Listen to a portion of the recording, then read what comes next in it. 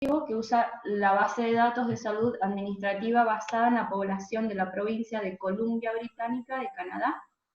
Se tomaron registros desde enero del 97 hasta diciembre del 2009 y se observaron durante los 5 años siguientes, que fue hasta hasta marzo del 2015. Lo que tiene de interesante este estudio es que usó todos los registros de salud que estaban volcados en la asistencia sanitaria universal de la provincia de Columbia Británica. Se cuenta con datos de 4,7 millones de habitantes de esa población, por eso es lo que tiene a destacar este estudio. Tenemos una corte de AR en la que se incluyeron pacientes que tuvieron por lo menos 2 visitas en 2 meses de diferencia dentro de los 5 años que tengan diagnóstico de AR por CIE9, y todos los pacientes tenían que ser con AR de reciente diagnóstico, y para eso se fijaron que los 7 años previos no hayan tenido ningún registro de ese diagnóstico, y bueno, fueron excluidos los pacientes que luego de 2 visitas, de las 2 primeras visitas, tuvieron otras 2 visitas por otras causas de artritis distintas a la AR. Por ejemplo, que fuesen por lupus o por otra causa de artritis, o que no estuviese hecho el diagnóstico por un reumatólogo. Y la corte no AR fueron pacientes que durante 7 años previos al ingreso nunca tuvieron en estos registros el diagnóstico de artritis reumatoidea como antecedentes. Bueno, se evaluó el primer evento de TEP-TBP o embolismo pulmonar mediante CIE 9 o 10 más tratamiento anticoagulante. A eso se le llama primer evento. El diagnóstico de TEP censuró el seguimiento para los otros 2 diagnósticos, pero el diagnóstico de TBP no lo censuró para embolismo pulmonar, y el diagnóstico de embolismo pulmonar tampoco lo censuró para TBP. Se identificó embolismo pulmonar solamente si los pacientes fueron hospitalizados, pero se identificó TBP en pacientes externos y hospitalizados. Y también se consideraron las estadísticas vitales que hayan presentado TEP, embolismo pulmonar o TBP los 2 meses previos a la muerte. O sea, hay muchos pacientes que no llegan al hospital, por lo que también se utilizaron los registros de los pacientes que fallecieron y presentaron diagnóstico los 2 meses antes de haber fallecido. Con todos estos datos, se tiene un N muy grande. Vamos a tener un N de 39.142 pacientes con AR, y los pacientes no AR son 78.078.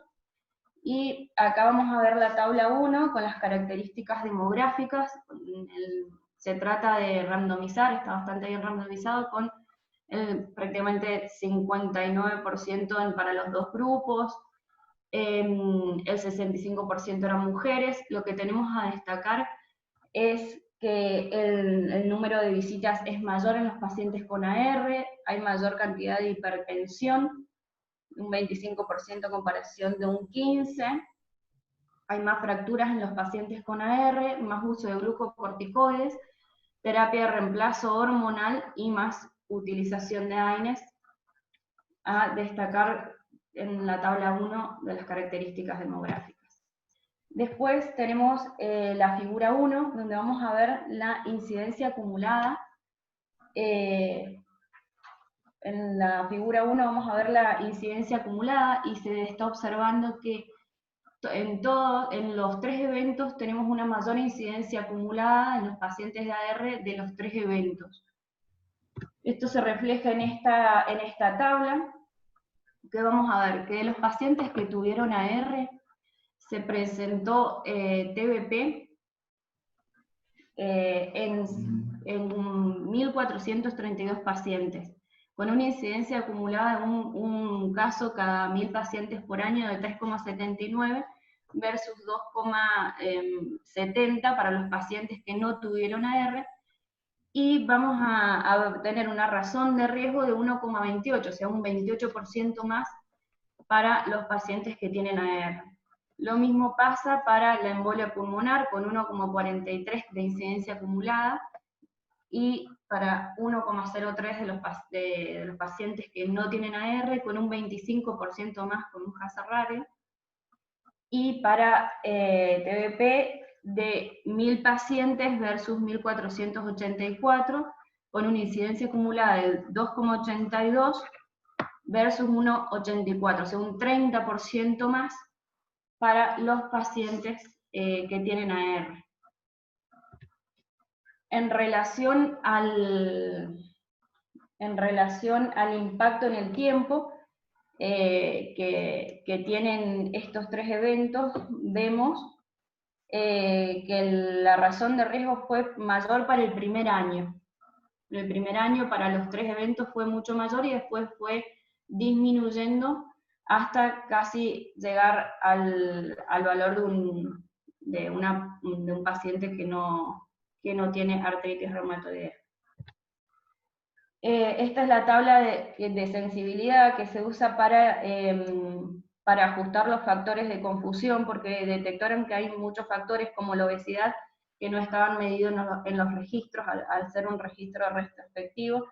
Y bueno, detectan que sí tiene significancia, pero llegando al 20% del ajuste tiene un odds ratio de 1,3, y bueno, tiene significancia los factores no medidos.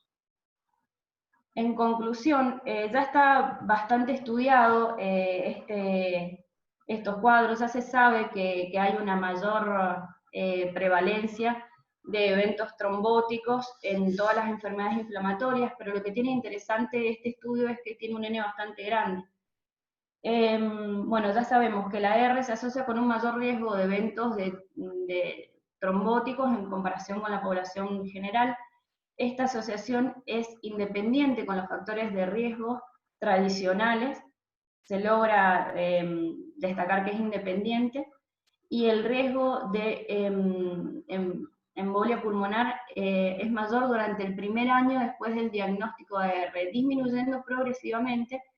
Esto está en congruencia con los niveles más altos de inflamación antes de lograr los beneficios de la terapia antirreumática. Las limitaciones que tiene este estudio es que no se puede descartar por completo la incertidumbre de la precisión de la definición de los casos de AR.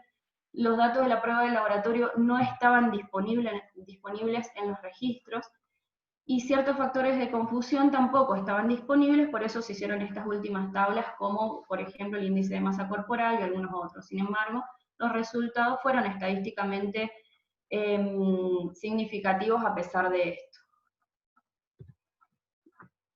Otra limitación que tenemos es que se ha visto que dos inhibidores de la JAK a través que se utilizan para tratar la artritis reumatoidea están asociados a mayor riesgo de tromboembolismo.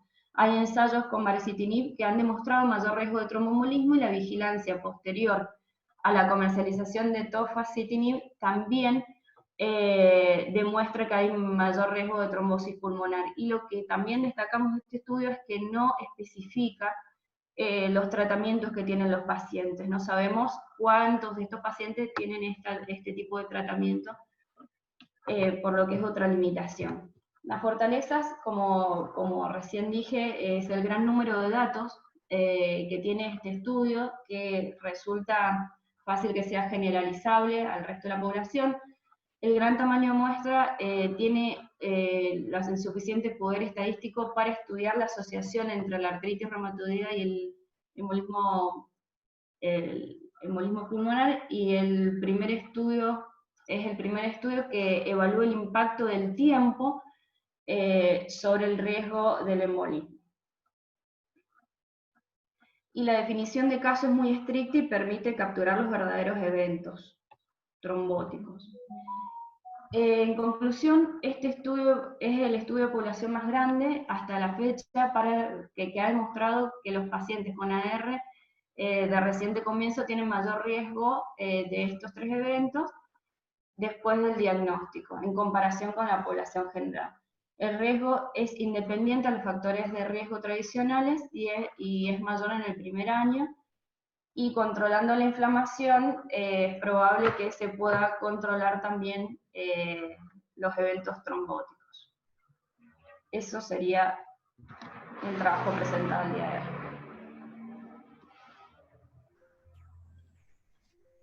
Bueno, muy bien, Lu. ¿Alguien alguna acotación, pregunta, comentario o seguimos con el próximo si no? Bueno. ¿Quién va a Nos va continuar? preparando Jime, si quieren.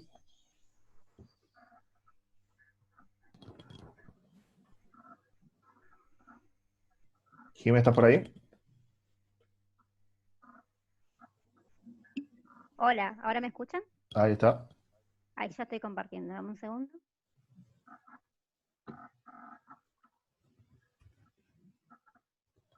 ¿Se ve la pantalla? Sí, perfecto, ahí está cargando. Ok, buenísimo. Bueno, buenos días. Les voy a presentar este artículo de origen sueco publicado en febrero de este año, el cual se titula La efectividad comparativa entre los anti-TNF, otros DMARDs biológicos con un mecanismo de acción alternativo y el tofacitinib en una cohorte observacional de pacientes con AR en Suiza. Hasta el momento son pocos los estudios que han comparado los DMARD biológicos disponibles con los JAK-inhib de forma simultánea en el mundo real. En este estudio observacional no solo se compara la efectividad de las tres terapias de tratamiento para la AR, incluyendo los anti-TNF, los DMARD con otro mecanismo de acción, los JAK-inhib, en este caso representado por el TOFA, como monoterapia, sino que se evalúa la efectividad con una terapia concomitante con otros DMARD sintéticos convencionales. El objetivo de este estudio fue comparar el mantenimiento del fármaco considerándolo como endpoint primario, el cual incluye la efectividad y la tolerancia del mismo. En el mundo real, de tres opciones de tratamiento alternativas autorizadas, las que ya mencioné. Este es un estudio observacional, prospectivo y longitudinal de una cohorte de 2.600 pacientes de un registro suizo, que es el SCQM de artritis reumatoidea.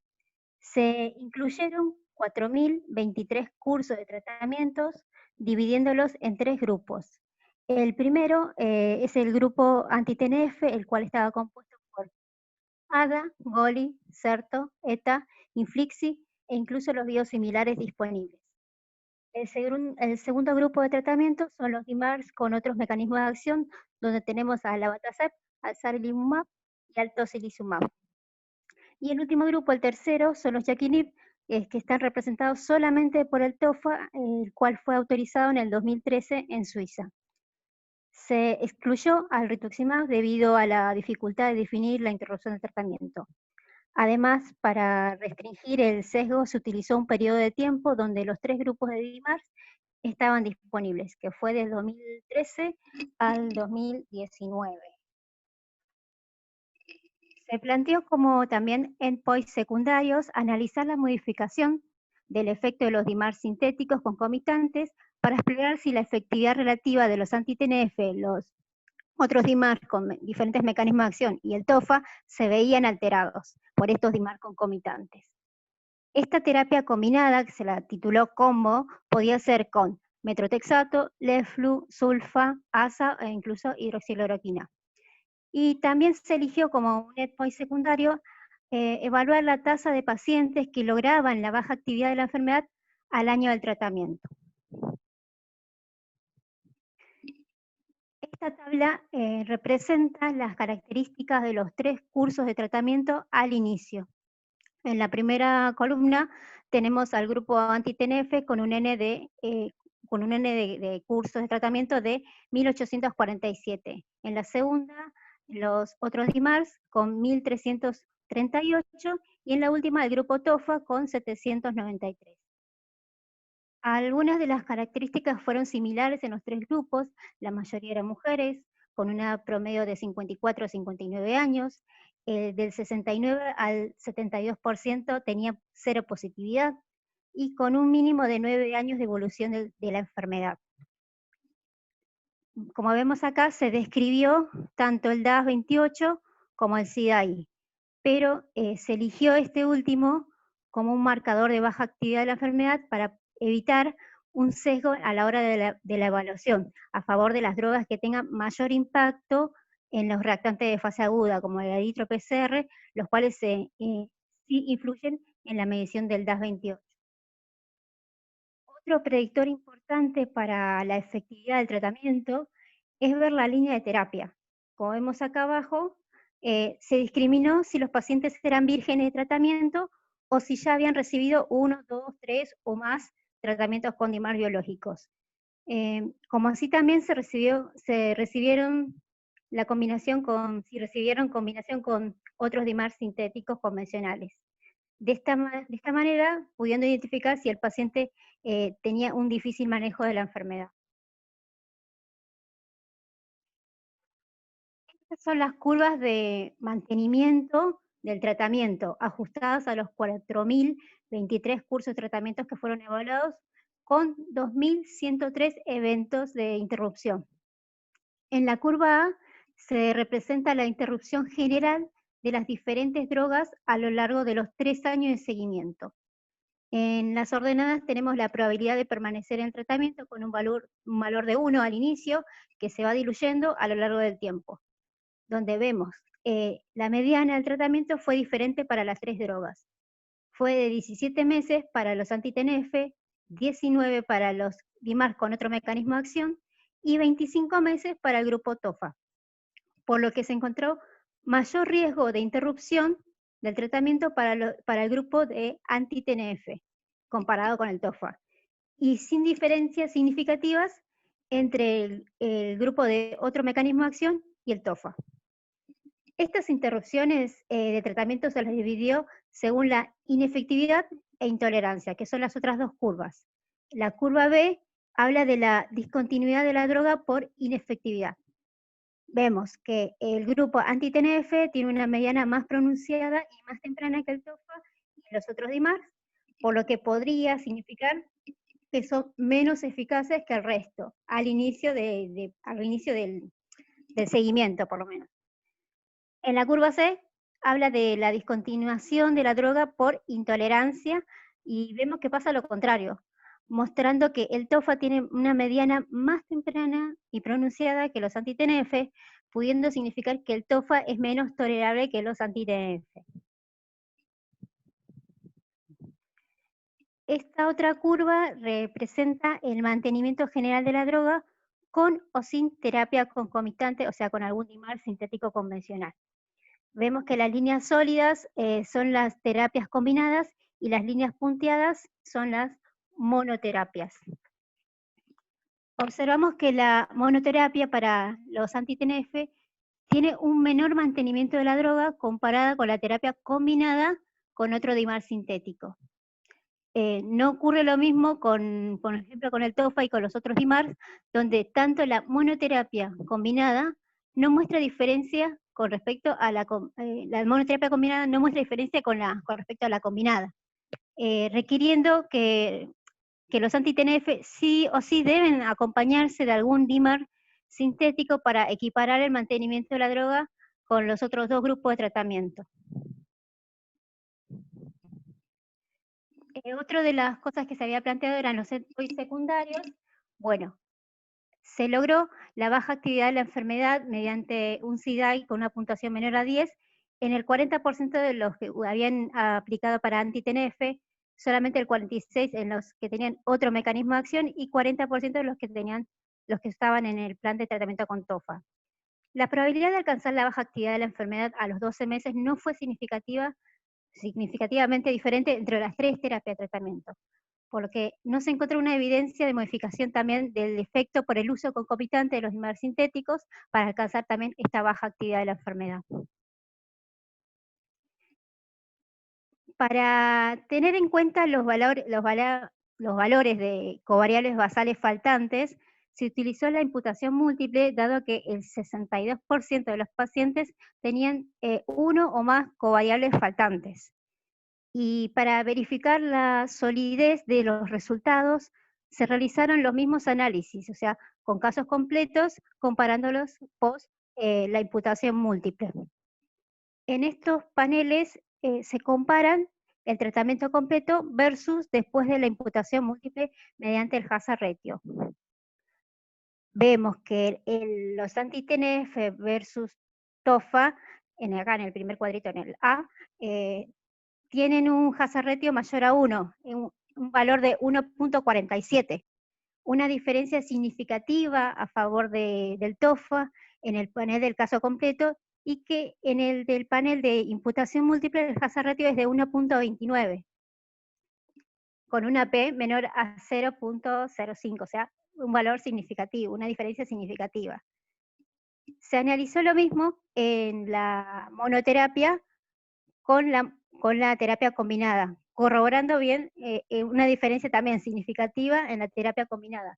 Vemos que tenía un hazard ratio de 1.35, perdón, sí, de 1. Perdón, okay. Vuelvo a repetir. Vemos que acá, o sea, no hay una diferencia significativa. Tenemos un hazard ratio de 1.35 y 1.11 con 0.3, o sea, no tiene una P menor a 0.05, lo que diría que sí o sí hay una diferencia a la hora de evaluar la terapia combinada de la terapia simple, de la monoterapia. Podemos concluir que, bueno, la fuerza de este estudio observacional se basa en la gran variedad de los pacientes con AR representativos del mundo real, el poder estadístico derivado de un número relativamente grande de pacientes. Los resultados de este estudio sugieren que el mantenimiento de los medicamentos en el mundo real y la efectividad de las opciones terapéuticas disponibles para el tratamiento para la AR de segunda o tercera línea son generalmente comparables. La clase más nueva de Jaquinib, representada en este análisis por el TOFA, había aumentado algo el mantenimiento general de los medicamentos en comparación con los anti-TNF y una efectividad similar a otros DIMARS biológicos, lo que sugiere que el TOFA es una alternativa valiosa a las opciones de tratamiento disponibles para la AR. Y por último, la probabilidad de alcanzar la baja actividad de la enfermedad a los 12 meses no fue significativamente diferente entre los 3 diferentes grupos de tratamiento, entre los 3 DIMAR biológicos analizados acá. Hubo algunas limitaciones en este estudio, se utilizó la predicción, o sea, modelos de efectos mixtos para intentar recuperar la información faltante. Sin embargo, las tasas de respuesta a un año deben interpretarse con cautela. Para limitar el riesgo de confusión por indicación, restringimos el análisis a un periodo de tiempo en el que todas las opciones de tratamiento estaban disponibles, y ajustamos el análisis por línea de terapia y otros posibles factores de confusión. Sin embargo, los estudios observacionales pueden confundirse por factores no medidos. Ahí termino. Muy bien, Jimé. Bueno, las guías EULAR ya aceptan como primera instancia cuando el paciente no responde a los DIMAR sintéticos, a las pequeñas moléculas, más allá de los biológicos. Así que bueno, no sé si alguien más quiere hacer algún comentario o pregunta. Hola, buen día. Quería. ¿Qué tal? ¿Cómo les va? Quería consultar algo a Jimé, muy buena la presentación, Jimé. Con respecto a que en una de las primeras tablas que pusiste, los pacientes con TOFA ya habían recibido, ponían los que habían recibido acá, que ya habían recibido DIMARS concomitantes. Esto es como que hay bastante diferencia en los pacientes con TOFA a favor de lo que plantean del TOFA, pero no sé si estos están en algún análisis multivariado de los que comentaste. Estos pacientes recibieron previamente otros DIMARS biológicos a los que fallaron, ya sea por intolerancia o por inefectividad. Es decir, que uno pensaría que estos pacientes son los pacientes con artritis reumatoidea más complejos. Claro. No sé si eso está contemplado en alguna de las variables que comentaste. No, hablaría la de verdad, que esta medicación se está usando para pacientes que han fallado a otras, ¿no? claro, pero no, la verdad que en los datos suplementarios no especifica a la hora de ver qué pacientes, habían recibido diferentes o múltiples terapias, cómo era la intolerancia, si era la interrupción del tratamiento, si era por intolerancia o por ineficacia. Eso no estaba discriminado. No, sobre todo lo que me llama la atención es, para jerarquizar al TOFA, es que justamente, si bien tuvieron respuestas parecidas los tres, tener presente que probablemente en este grupo de TOFA había pacientes con más compromiso de artritis reumatoidea o más gravemente enfermos, ¿no? Que ya habían recibido otras drogas previas. Claro, es como que tal vez pacientes con difícil manejo de la enfermedad, o sea, tuvieron una buena respuesta con el TOFA, y eso la verdad que es un dato que suma. No sé si hay algún otro comentario. Nos seguimos con el próximo. Bueno, bárbaro.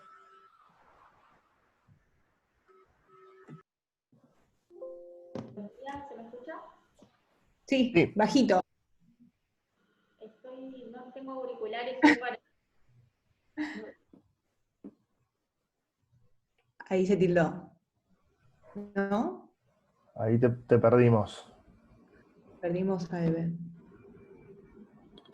¿Eve? ¿Eve? ¿No?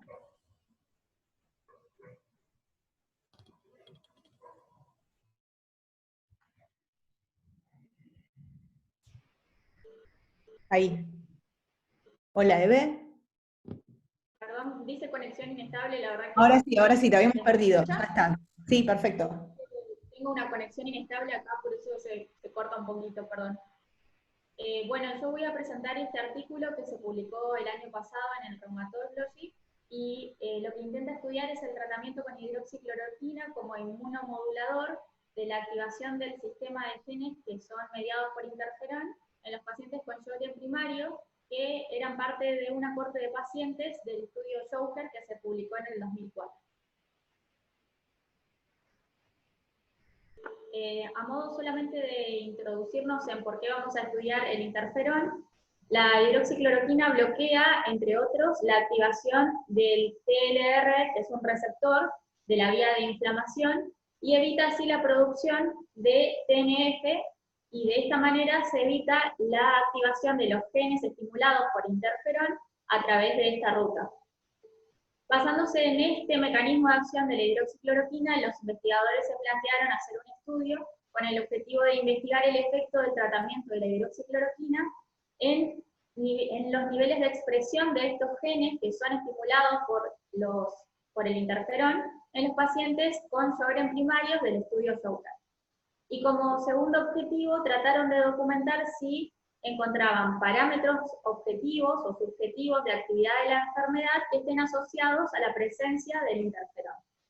Y que así, una vez que inhibieran la vía del interferón por algún motivo, o por ejemplo la hidroxicloroquina, pudieran mejorar estos síntomas.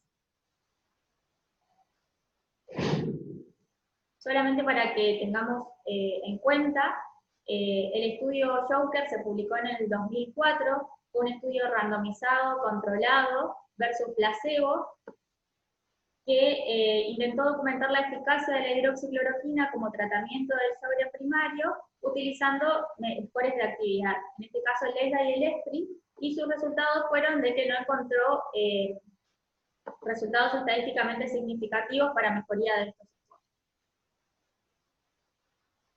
En este estudio utilizaron los pacientes del estudio Joker, que reclutaron pacientes en 15 centros en Francia entre el 2008 y el 2011.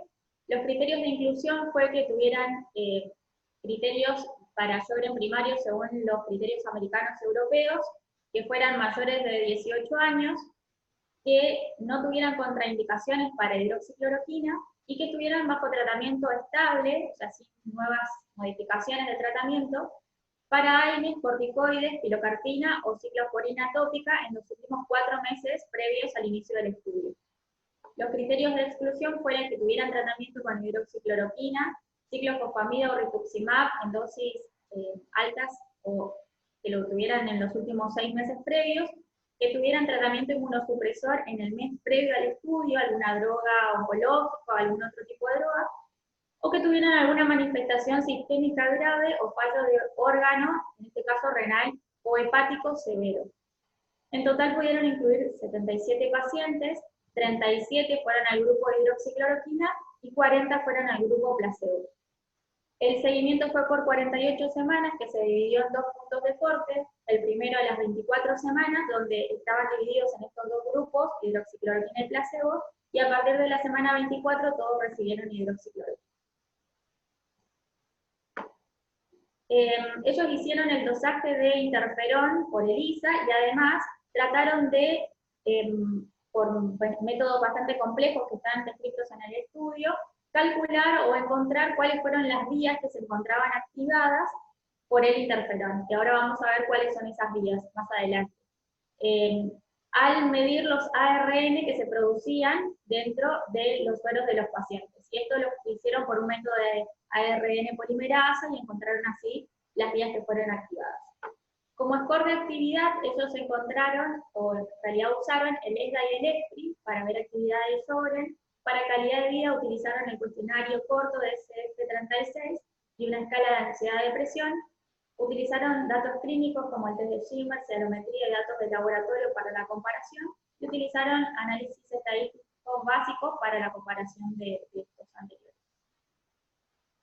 En esta primera tabla lo que vamos a poder ver es que tenemos dividido los 2 grupos, en la semana de inicio del estudio y a la semana 24, que fue el primer punto de corte. Podemos ver que en las primeras 2 columnas están divididos entre aquellos que tenían interferón positivo e interferón negativo. Y vemos que no hubo diferencia entre estos grupos a la semana 0.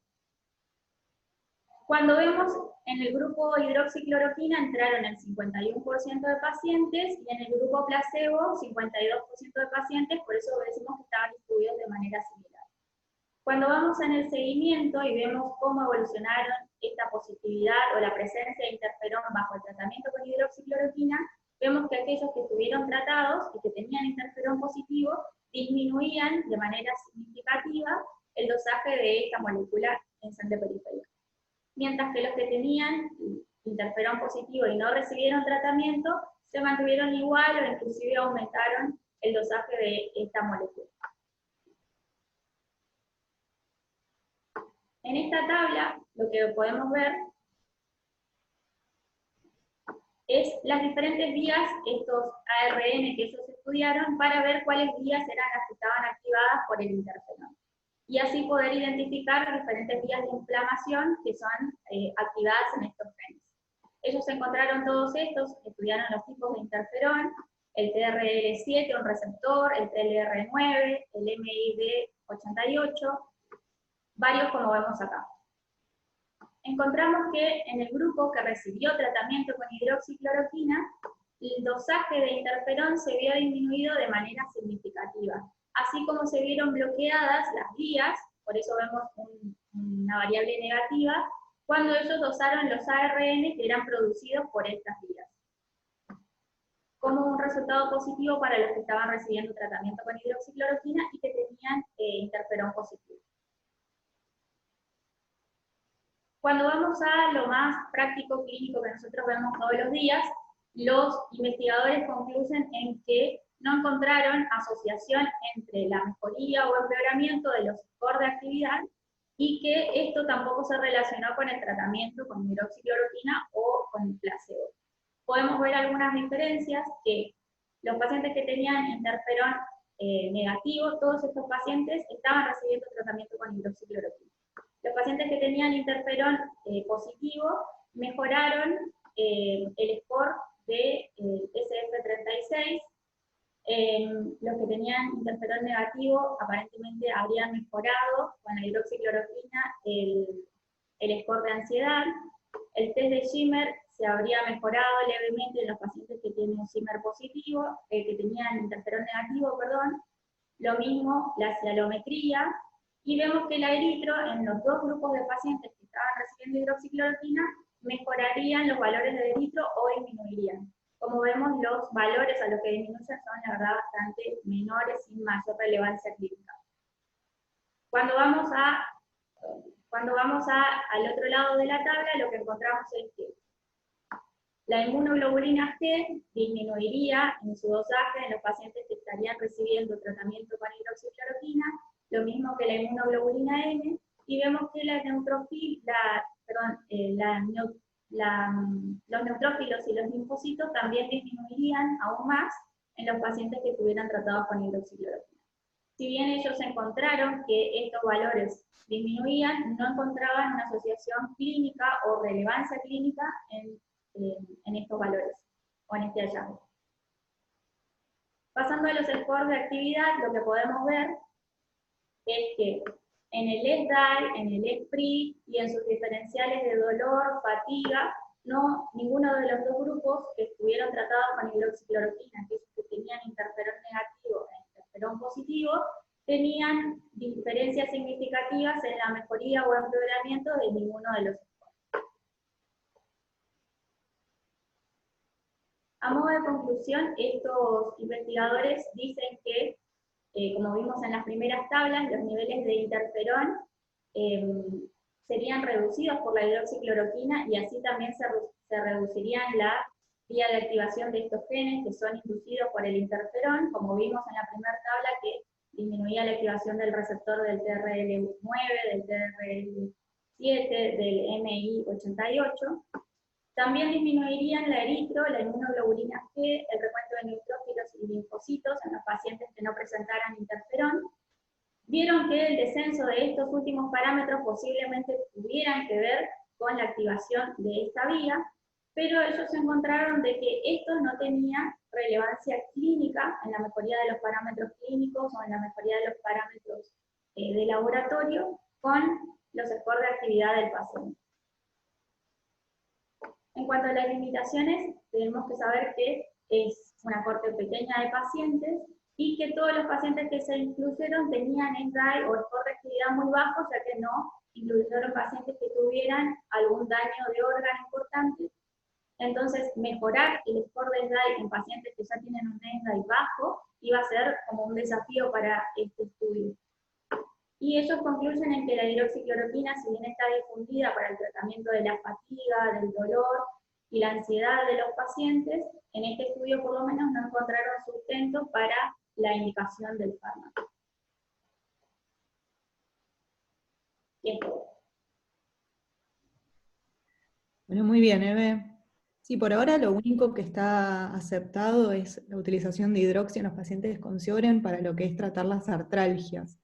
En el resto de los síntomas no se vio ningún beneficio, por eso antes sí se daba a todos los pacientes con Sjögren, pero por ahora lo único que se ve que sí tiene un beneficio es en lo que es las artralgias del Sjögren. No sé si alguien más quiere comentar algo. Diana. Mira, yo creo que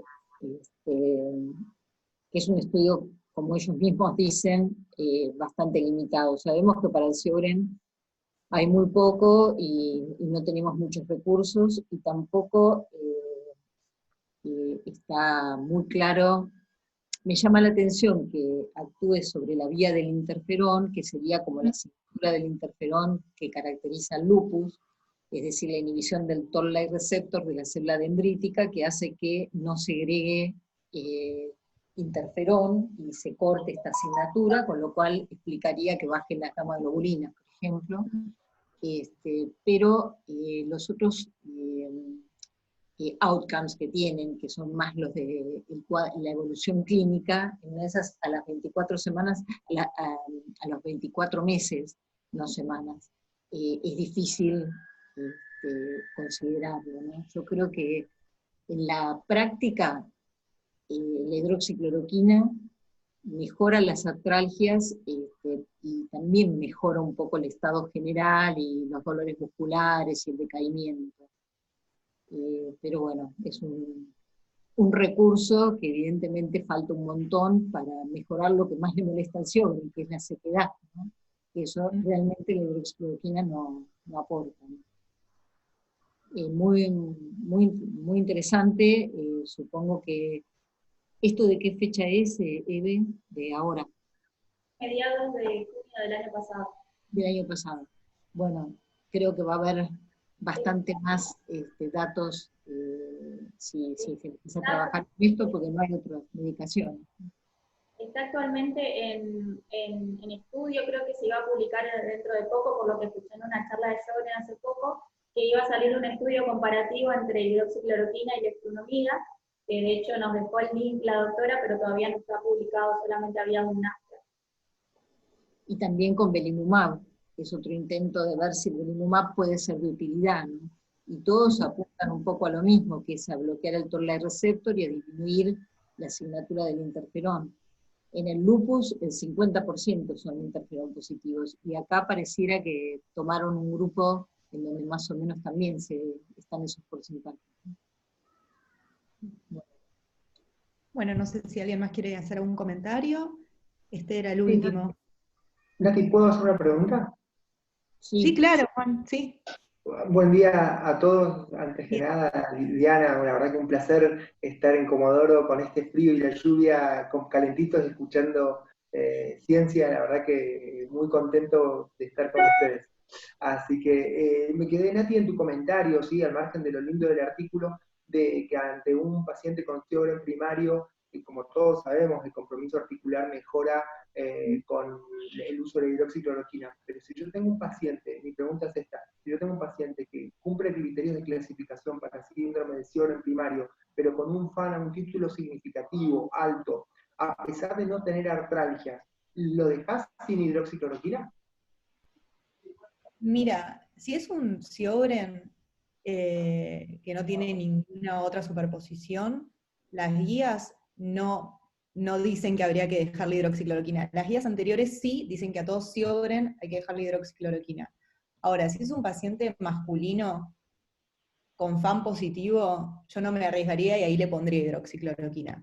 Pero si es una mujer y cumple criterios clasificatorios de Sjögren, en lo particular, sin artralgias, no le pongo hidroxicloroquina.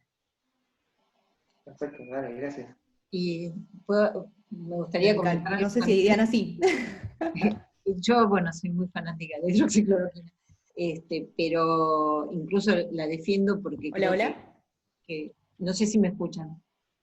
Perfecto, bien. Yo creo que un paciente con FAN positivo y con alguna manifestación de autoinmunidad, es bueno ponerle hidroxicloroquina como protector de la autoinmunidad, pero no me fijaría tanto en las artralgias. Es más, si un paciente con Sjögren tiene artritis, no dudaría en ponerle metotrexato también. Ahí volví, creo. ¿Cómo? Volví, se me fue, no sé. Pero bueno, eso depende mucho, porque hay una línea muy, muy cercana del Sjögren con el lupus, sobre todo en las personas mayores de 50 años, en donde hay más Sjögren porque hay más boca seca y demás, pero el lupus es más raro y generalmente uno se guía por eso. Pero si, por ejemplo, hay algunas cosas de Sjögren primario que son marcadoras de progresión, como por ejemplo la tumefacción parotidia, las citopenias, la hipocomplementemia, todo ese combo de citopenias, hipocomplementemia, tumefacción parotidia, una o alguna o combinadas, son marcadores de progresión de órgano. Entonces creo que en esos pacientes es útil intentar con la hidroxicloroquina, ¿no?